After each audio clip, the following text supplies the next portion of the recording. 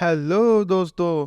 पिछले एपिसोड में हमने देखा था जीम को यहाँ पता चलता है कि मुंशियो उसके फर्स्ट लाइफ से रिलेटेड है और वो उसके पीछे जाने लगती है। मुंशियो जब बिल्डिंग में पहुंचता है तभी उसके बगल में कोई नीचे गिरता है और जब वो चेक करता है तो वो होसे ही था। वो जैसे ही ऊपर देखता है उसे वहाँ एक आदमी मास्क पहना हुआ दिखता है। वो फटाफट से ऊपर जाता है जहाँ उसकी 3 आदमियों के साथ लड़ाई हो जाती है। लड़ाई के दौरान उसे सर में चोट लग जाती है और इसका फायदा उठाकर वो लोग वहां से भाग जाते हैं। इधर जियोंग भी बिल्डिंग में पहुंच गई थी और वो भी होसिक की बॉडी को देख लेती है। तभी मुंशियो उसके सामने हाथ लगा देता है और उसे हक करता है। थोड़ी देर बाद वहां पुलिस भी पहुंच जाती है और हमें वहां डरा हुआ यांगसिक भी दिखाई देता है जो बैग पकड़े हुए दूर से देख रहा था। साथ ही वहां चेंगसू भी दूर से सब देख रहा था। उधर चेयरमैन मुन को इस बारे में इन्फॉर्म किया जाता है कि होसिक की मौत को सुसाइड करार दिया गया है। फिर हम मिस जैंग और मुंशियो के अंकल ली को देखते हैं जो कि एक साथ ड्रिंक कर रहे थे। तभी मिस जैंग को चेयरमैन मुन का कॉल आता है और वो उसे फोन ली को देने को कहते हैं। वो उन्हें अगले दिन ब्रेकफास्ट के लिए बुलाते हैं। हम फिर से चेयरमैन मुन को देखते हैं जिसने जियोंग को अपने घर बुलाया था। वो कहते हैं, मैंने सुना जब वो एक्सीडेंट हुआ तुम भी उस टाइम मुंशियो के साथ थी। अगर तुम्हें उसकी इतनी फिक्र है तुम्हें उसे खतरों में पड़ने से रोकना चाहिए था। वो फिर उसे कुछ पैसे भी देते हैं लेकिन वो उन्हें ठुकरा देती है और उनसे पूछती है, आप मुझे पैसे क्यों दे रहे हैं जबकि आप तो उसके डैड हो और आपको तो उन लोगों को पकड़ने की कोशिश में सबसे पहले होना चाहिए था जिन्होंने आपके बेटे को नुकसान पहुंचाया। शायद आपको पता है कल्प्रिट कौन है। जिस पर वो कहते हैं कि मैं अपने तरीके से बेटे को प्रोटेक्ट कर रहा हूँ और तुम्हें अपने काम से काम रखना चाहिए। हम देखते हैं जीम वापस घर आ जाती है और देखती है कि वो दोनों एक साथ बैठकर डिनर कर रहे थे। वो फिर एकिंग को एक कोट देती है जो कि उसने चोन के साथ शॉपिंग करते हुए खरीदा था। फिर वो मिनकी को अकेले में बात करने के लिए बाहर बुलाती है और उसे अपनी फर्स्ट लाइफ की मेमोरीज बताती है जो कि उसने आज देखी थी। साथ ही उससे पूछती है, क्या तुम मेरी फर्स्ट लाइफ का हिस्सा थे? कहीं हम लवर्स तो नहीं थे? वो उसे कोई जवाब नहीं देता और उसे फिर से उन बैल्स को पकड़ने के लिए बोलता है। हम देखते हैं जिम को इस बार मुंशियो के साथ अपने रिलेशन के बारे में काफी ज्यादा दिखता है जिसमें उसे वो एक अच्छा इंसान लग रहा था और जहां वो एक लवर्स थे। उन यादों को देखकर वो काफी खुश हो जाती है और उन बैल्स को नीचे रख देती है। मिन की फिर से उन बैल्स को यूज करने के लिए कहता है पर जिम अपनी मेमोरीज देखकर काफी खुश थी इसलिए वो उसे मना करके वहां से चली जाती है। जब मिन की बाहर आता है तो उसे भी एक फ्लैशबैक याद आता है जहां हमें पता चलता है कि वो भी जियोंग की फर्स्ट लाइफ का हिस्सा था और यहाँ ऐसा लग रहा था कि वो तीनों शायद लव ट्रायंगल में थे। दूसरी तरफ यांगसिक एक बैग और लेटर मुंशियो के घर के बाहर छोड़ देता है। नोट में उसने लिखा था वो कोई सुसाइड नहीं था और एक्सीडेंट से रिलेटेड सबूत इस बैग में है। जिसके बाद वो अंदर आकर उस बैग को देखता है और उसे पता चलता है कि जिस ट्रक से उसका एक्सीडेंट हुआ था उसके ड्राइवर का नाम बान हक सो था और साथ ही वहाँ प्रूफ के तौर पर डोंगवू का नाम था। उसे शक होता है कि ये जियोंग का भाई तो नहीं और जब वो जियोंग का रिज्यूम चेक करता है तो उसे पता चलता है कि वो उसके फादर है। ये जानकर वो काफी शॉक हो जाता है और उसे समझ नहीं आता कि क्या करना चाहिए। तभी उसे जियोंग का फोन आता है। वो उससे पूछती है, तुम्हें क्या लगता है हमारा पिछले जन्म में क्या रिश्ता रहा होगा? वो फिर वहाँ पास्ट लाइफ के बारे में डिस्कस करने लगते हैं कि हम वहाँ कैसे मिले होंगे।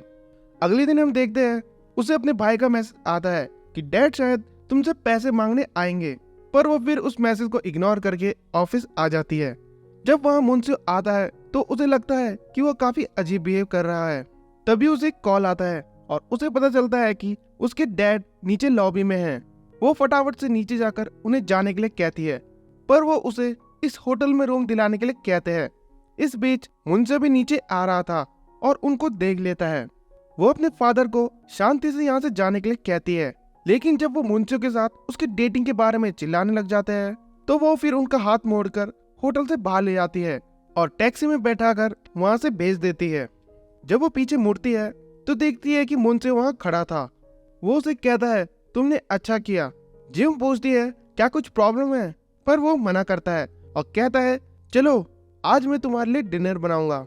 दूसरी तरफ हम दोयुन और चोवुन को देखते हैं जो कि एक साथ टहलने आए थे। चोवुन उसे कहती है भले ही हम डेट ना करें पर मैं तुम्हें पसंद करती रहूंगी। वो वहाँ एक फेमस पेड़ देखती है और उसे बताती है कि अगर कोई इस पेड़ के नीचे प्यार का वादा करे तो आप अगले जन्म में एक दूसरे से मिलेंगे।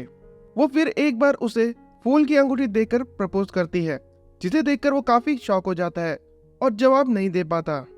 दूसरी तरफ हम हाना को देखते हैं, जो कि एक डिलीवरी गर्ल बन के आती है और मिस जैंग को एक नोट के साथ कुछ फूल देकर वहां से चली जाती है। जब वो उस नोट को पढ़ती है तो काफी घबरा जाती है, क्योंकि उसमें लिखा था, तुम्हें याद है ये मेरे फेवरेट फूल है, और उसे मुंशियो की मॉम की याद आ जाती है। नेक्स्ट सीन में हम देखते हैं कि मुंशियो उसके लिए खाना बना रहा था। वो उसे बताती है कि जिस आदमी को आपने उस टाइम देखा था वो मेरे डैड थे, और उनकी वजह से मैं बचपन में बहुत ही परेशान रहती थी, जिस वजह से मैं घर से भाग गई थी, और वो एक ही थी जिसने मुझे पाला और मैं उन्हें असली फैमिली मानती हूँ। इस पर वो कहता है कि मेरे फादर भी कुछ अच्छे नहीं हैं, हमें अपनी फैमिली को साइड रखकर हमारे रिलेशन पर फोकस करना चाहिए।